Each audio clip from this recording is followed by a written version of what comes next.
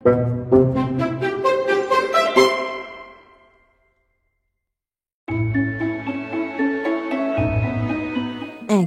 পিঙ্কি পাখি খাবার খুঁজতে খুঁজতে এক বাগানে এসে পৌঁছায়, যেখানে সব ধরনের ফলের গাছ ছিল। আরে বাহ, এই বাগানের ব্যাপারে তো আমি এক ফোঁটা জানতাম না। এখানে তো কত ধরনের ফল আছে। ও তখন একটা লিচুর গাছে বসে আর খেতে লাগে। তখনই একটা বড় হাত এসে ওকে ধরে নেয়। আরে আরে, কে এটা? আরো দেখে যে এই হাতটা এক বড় রাক্ষসের। এই বাগানটা হলো আমার। তুই এই বাগানে ফল খেয়ে কিন্তু ঠিক করিসনি। এখন আমি তোকে বন্দি করে দেব। কখনোই যেতে পারবি না তুই।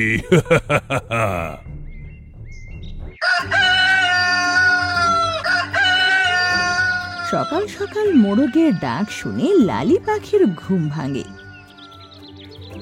এই মোরগটা না সকাল সকাল ডাক দিয়ে আমার কাঁচা ঘুম ভাঙায়, ইডিয়েট কোথাকার। তারপরও খাবারের খোঁজে বেরোয়, কিন্তু একটাও ফলের গাছ দেখতে পায় না। কে জানে কি হলো আমাদের বাগানটার। এতক্ষণ খোঁজার পরেও বনে একটাও ফলের গাছ নেই, যেটা খেয়ে আমি একটু আমার খিদে মেটাতে পারি। তখনই সেখানে চিংকি পাখি আর মিঠু টিয়া আসে। আরে লালি চড়াই, কি বিড়বিড় করছো তুমি? আর কি করবে বলো, আমাদের জঙ্গলে তো খাওয়ার জন্য কিচ্ছু নেই এক ফোঁটা।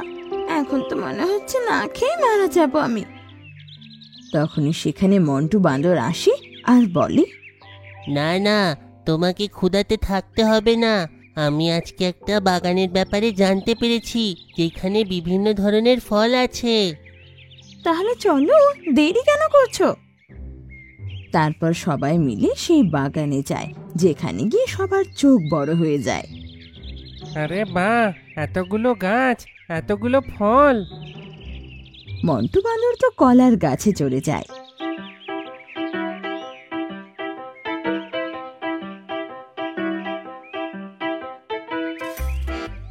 লালি আর চিংকি পাখি আপেল গাছে বসে ফল খেতে লাগে, আর মিঠু টিয়া পেয়ারা খেতে লাগে।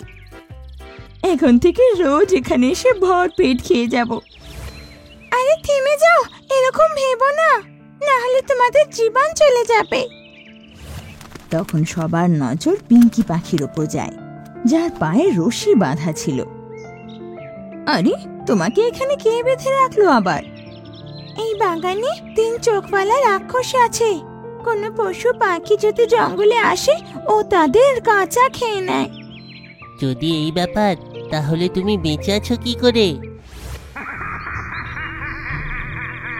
কে আমার বাগানে ঢুকেছে? আজকে তো ভুরি ভোজ করে আমি শান্তি পাবো। এই ভয়ঙ্কর আওয়াজ শুনে সব পাখিরা নিজেদের এক জায়গায় লুকিয়ে ফেলে, কিন্তু মন্টু বাঁদর নিজেকে কোথাও লুকাতে পারে না। তোমার সাহস কি করে হলো আমার বাগানে ঢোকার? আরে ভাই, দয়া করো। তুমি কে? আমি অন্ধ, ভুল করে এখানে ঢুকে পড়েছি। আমার দূরের মায়ের বিয়ে ছিল, বিয়েটা হতেই যাচ্ছিল, তো আমার দূরের বাবা সেইখানে এসে গেল। আর আমার দূরের বাবা আমার দূরের মাকে মেরে ফেললো। আমি অন্ধ বাঁদর আমার মায়ের শেষ কাজে যাচ্ছিলাম, কিন্তু অন্ধ হওয়ার কারণে রাস্তা ভুল করে এইখানে এসে গেছি। কি, তোমার দূরের মাকে দূরের বাবা মেরে ফেলেছে? তারপরে আবার তুমি অন্ধ? হ্যাঁ, মেরে ফেলেছে। এখন তো আমি চাই যে আমাকেও মেরে আমার মায়ের কাছে পৌঁছে দিক। এটা বলে বাঁদর জোরে জোরে কাঁদতে লাগে, আর ওর চোখের জল দেখে রাক্ষসের চোখেও জল চলে আসে। আমি নিশ্চয়ই রাক্ষস, কিন্তু একটা নিরীহ অন্ধ বাঁদরকে মারার সাহস আমার নেই। আমি তোমাকে মারবো না। যাও, চলে যাও এখান থেকে। ঠিক আছে, তুমি এই বাগান থেকে আমাকে বের করে দাও, যাতে আমি ঠিক রাস্তা ধরে যেতে পারি। এটা বলে রাক্ষস মন্টু বাঁদরকে নিজের কাঁধে বসিয়ে নেয়, আর ওকে বাগানের বাইরে এনে ছেড়ে দেয়। ওদিকে ওর পিছু পিছু বাকি 3 পাখিও সেখানে এসে পৌঁছায়। আর মন্টু বান্দর শান্তির শ্বাস নেয়। আরে বা মন্টু বান্দর, তুমি তো বেশ নিজের বুদ্ধি লাগিয়ে এত বড় রাক্ষসকেও বোকা বানিয়ে দিলে। তোমাদের মজা আসছে? আরো 2 মিনিট যদি আমি সেই রাক্ষসটার সঙ্গে থাকতাম তাহলে তো আমি মুতেই দিতাম। ওর এই কথা শুনে সবাই জোরে জোরে হাসতে লাগে।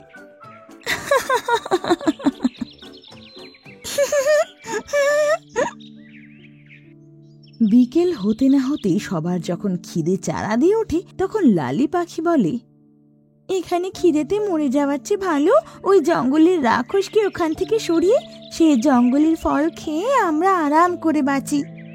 তো বলো, তোমার কি প্ল্যান? আমরা তো কিছু বুঝতেই পারছি না। আমার তো মনে হয় আমাদের সেই পাখিটার কথা শোনা উচিত, তারপর পরের প্ল্যান করা উচিত। আমরা দূর থেকে ওই রাক্ষসের ওপর নজর রাখবো, আর যখন রাক্ষসটা ঘুমাবে আমরা তখন চুপটি করে সেই পাখির কাছে যাব। ঠিক আছে, বাঁচার জন্য এটাও চেষ্টা করা হোক। তারপরে 4 জন আবার একসাথে সেই বাগানে পৌঁছায়। তখন দেখে সেই রাক্ষস পিঙ্কি পাখিকে আপেল খাওয়াচ্ছিল। আমি খাবো না, আমাকে মুক্ত করো। আমাকে আর কতদিন তুমি এভাবে বেঁধে রাখবে? যখন আমি এই বাগানে এসেছিলাম তখন আমার ভয় ছিল যে কোনো বড় পশু আমার উপরে আক্রমণ করে আমাকে মেরে না ফেলুক। তাই আমি তোমার ভেতরে নিজের প্রাণ দিয়ে দিয়েছি। এখন কেউ আক্রমণ করলেও আমি মরব না, কিন্তু যদি তোমাকে কেউ মেরে ফেললো তাহলে আমিও মরে যাব। তাই আমি তোমাকে কখনো ছাড়বো না। শুনলে তোমরা? হ্যাঁ, এবার বুঝতে পেরেছি যে রাক্ষস নিজের প্রাণ এই ছোট্ট পাখির ভেতরে রেখেছে, তাই তো একে এখনো কোনো রকম মারেনি। তারপর এরা সবাই একসাথে মিলে এক প্ল্যান বানায়। আর যখন রাক্ষস ঘুমিয়ে পড়ে তো ওরা পিঙ্কি পাখির কাছে যায়। ওরা মিলে রশি খুলে দেয়, তারপর ওকে বোঝায়। বেশ অনেকক্ষণ পর যখন রাক্ষসের চোখ খুলে তো চোখের সামনে চিঙ্কি, লালি আর মিঠুকে দেখতে পায়। আরে বাহ, 3টে পাখি! আজকে তো আমি পেট ভরে খাবার খাবো। আমাদের ডিনার বানানোর আগে একবার পেছনে দেখে নাও, দেরি হয়ে যাবে না তো?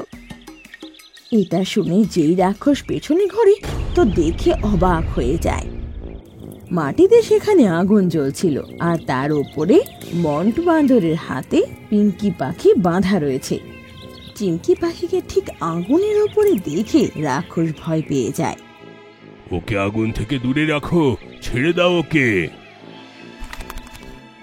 আমরা জানি যে তোমার প্রাণ এখন সেই পাখির ভেতর আছে, তো আমরা এই পাখিটাকে এখন মেরে ফেলতে চলেছি। না না, এমন করো না। তুমি যা বলবে আমি তাই করব। তাহলে ঠিক আছে, শোনো, তোমাকে সবার আগে নিজের প্রাণ এই পাখি থেকে বের করে এই আপেল গাছে দিতে হবে, আর তারপর থেকে তুমি চিরকাল এই গাছ আর বাগানকে মানুষের থেকে রক্ষা করবে। এখানে কোনো পশু বা পাখি এলে তুমি তাদের ফল খাওয়া থেকে আটকাবে না কখনো। বলো রাজি, না জ্বালিয়ে দিয়ে এই পাখিটাকে? না না, আমি প্রস্তুত।